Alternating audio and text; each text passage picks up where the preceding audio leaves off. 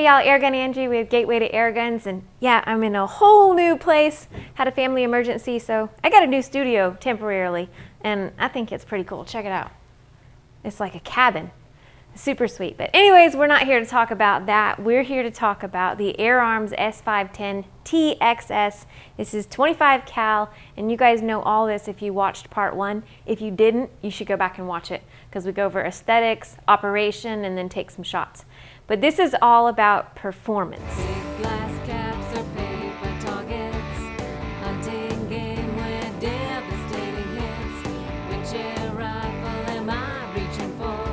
From 177 to a 50 big bore. Really quick, I want to say thank you to Gateway to Airguns for making this video possible. Go check them out, guys. www.gatewaytoairguns.org. www.gatewaytoairguns.org. So I did some pellet testing, and there's actually 3 pellets that it liked really well at 25 yards, but I don't have the 3rd can because I must have left it at home. But those were the H&N Sport slugs. Those are the 36 grain slugs, and then I've got the Predator GTOs. Those are lead free, super, super light. And the 3rd ones that are not on the table are the JSB Hades, which there are so many guns that love those ones, and that makes a great hunter. So we've got the 3 top pellets. Now let's do some 50-yard accuracy tests.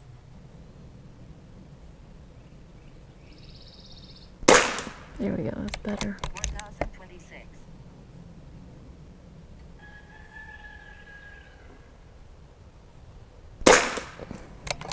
1024.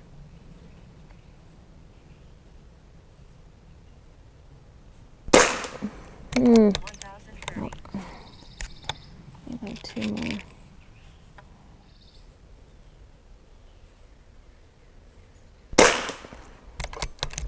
1028.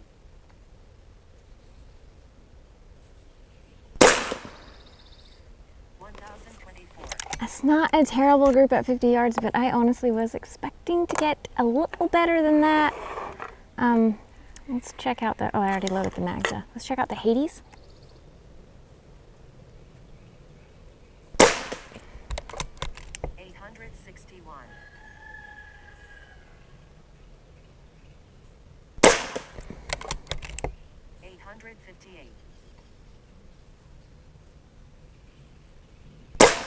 Mm.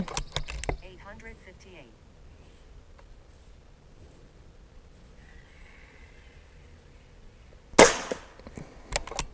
854.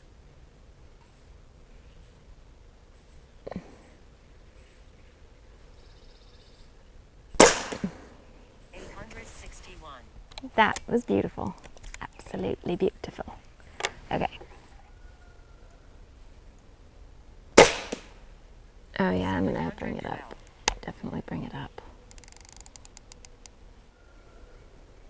707.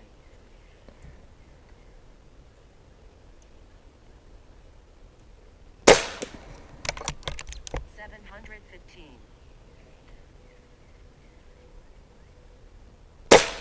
Mm. 708.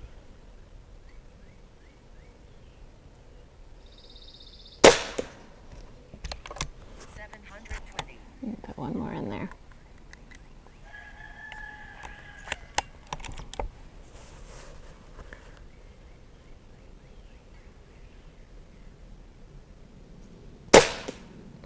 720. The Hades are the favorite, so those are going to be the ones that I use for the rest of my testing. All right, let's talk about trigger pull. This is an Air Arms air gun, super high quality, really great rifle, so I'm expecting a lot as far as trigger pull. Okay, my first result was 1 pound 2 ounces, and the second was 1 pound 2.1 ounces. That's pretty near perfect. That's my kind of trigger. All right, so now that we know about the trigger, what about from full to empty? How many shots are we gonna get? This is regulated, so how consistent is the velocity? And what about accuracy? Before we go to the range, this does have a transfer port adjuster knob, so you can shoot it at 5 different power levels. And That's going to be a whole nother video. I'm just going to test it on high power. You guys will have to join me later for the five different power setting tests.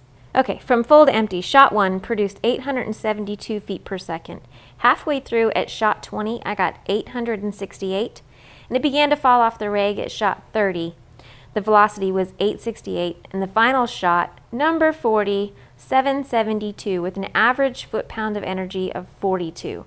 So it's producing plenty of power for hunting, and as far as accuracy from start to finish, oh yeah, it's pretty good. Before we leave the subject of velocity, let's talk about max velocity. So I used the lightest lead pellet I could find in 25 cal, and that's the Hotson Vortex at 19.91 grains. I got a max velocity of 947 feet per second, which is well above what the manufacturer claims of 815 feet per second.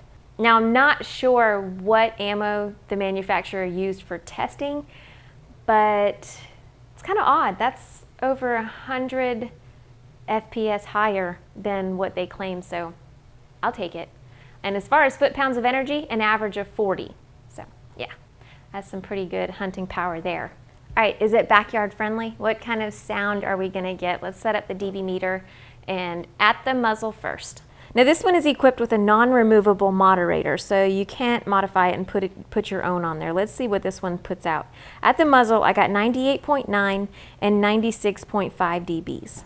And from the shooter's perspective, I got 97 and 97.3. And finally, 20 yards away from your neighbor's perspective, really hope your neighbors are a little bit farther than that, but if they are, I got 84.6 and 83.5.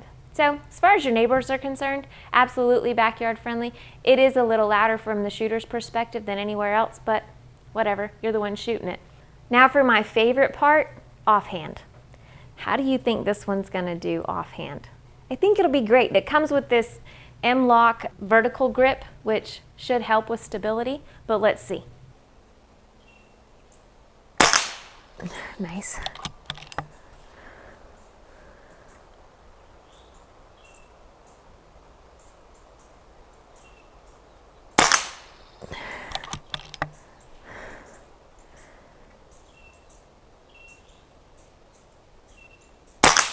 Or not.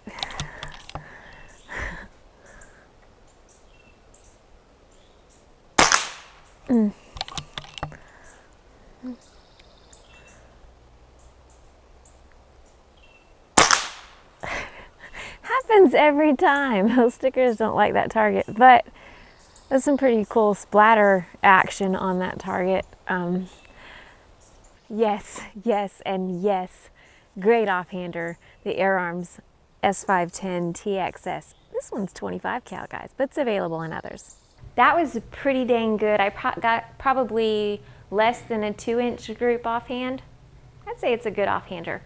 All right, last segment of this video, and that's cons and pros. So are there any cons to this one?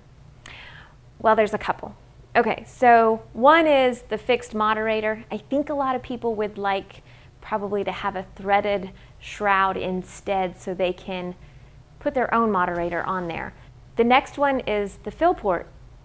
They just have to be all individual and special and make their own that's like no other rather than a standard Foster fitting would be so awesome, but those two things aren't really that big of a deal. Let's move on to pros. This is a regulated AR platform style air rifle, and all the AR parts are interchangeable. The M-LOK handguard, the pistol grip, the adjustable AR stock, those are all interchangeable, so you can kind of mod it out a little more. Like I said, it's got M-LOK rails right here, so this can actually be moved to the belly, so you can use it for a bipod, or you can leave it there and use it for a laser, flashlight, whatever. It's got the split pick rail for your optics. It has this super, super simple 10-shot mag. It's different for each caliber, but the 25 cal has a 10-shot mag, and they're so easy to load. I absolutely love them. The cocking handle is super smooth. The trigger is absolutely lovely. It has the Lothar Walther rifled shrouded barrel. What else? The safety, I probably could include that in the con section because Yeah, it's easily accessible, but it's also easy to disengage. So I'd really watch that if I were you. It has the 5-level power setting adjustment on it, so you can take it out in the backyard. You can just be a backyard plinker and get, I don't know how many shots. Like I said, that's a different video, but probably a bunch. Or you can turn it all the way up to high power, use it for hunting, and you'll get about 30 to 40 shots with that. So the AirArms S510 TXS in 177, 22, or 25 is definitely a great option. And I guess that's about it, guys. I would like to take a moment to say thank you to Gateway to Airguns. Thank y'all so much for making these videos possible. If you guys have not checked them out, you really, really should. If you're an air gunner, you like air guns, you like shooting, go check out www.gatewaytoairguns.org. There is something for every air gunner alive. I promise.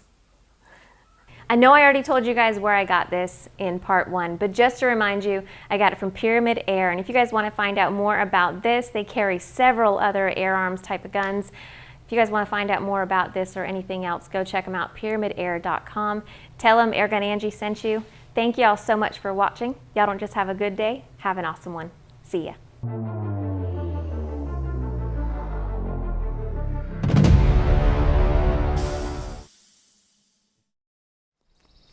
Check out that lead splatter.